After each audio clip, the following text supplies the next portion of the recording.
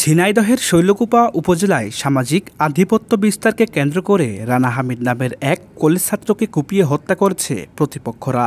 বুধবার বিকালে উপজেলার কাশীনাথপুর গ্রামে এ ঘটনা ঘটে। নিহত রানা হামিদ একই গ্রামের সাইফুল ইসলামের ছেলে। স্থানীয়রা জানায়, কাশীনাথপুর গ্রামের কলেজ ছাত্র রানা হামিদ দুপুরে লাঙ্গলবাদ বাজার থেকে বাড়ি ফিরছিলেন। পথে প্রতিপক্ষরা তাকে ধাওয়া করে। এ সময় প্রাণভয়ে গ্রামের এক নারীর বাড়িতে আশ্রয় নেন রানা হামিদ। সেখানেও হামলা চালায় প্রতিপক্ষরা। এক পর্যায়ে ঘরের তালা ভেঙে রানাকে কুপিয়ে ও পিটিয়ে জখম করে রেখে যায় হামলাকারীরা।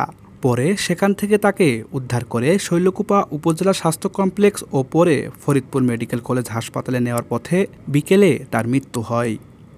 স্বজনদের অভিযোগ, গত সোমবার রাতে উপজেলার বন্দেখালী গ্রামে উপজেলা আওয়ামী লীগের সভাপতি মতিয়ার রহমান বিশ্বাসকে কুপিয়ে জখম করে প্রতিপক্ষরা।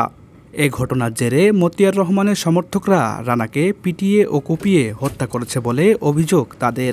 শৈলকুপা থানার ভারপ্রাপ্ত কর্মকর্তা মোহাম্মদ শফিকুল ইসলাম এ তথ্য নিশ্চিত করে জানান, মরদেহ উদ্ধার করে ময়নাতদন্তের জন্য ঝিনাইদহ সদর হাসপাতাল মর্গে পাঠানো হয়েছে। হত্যাকাণ্ডের সঙ্গে জড়িতদের গ্রেফতার করতে পুলিশ কাজ করছে।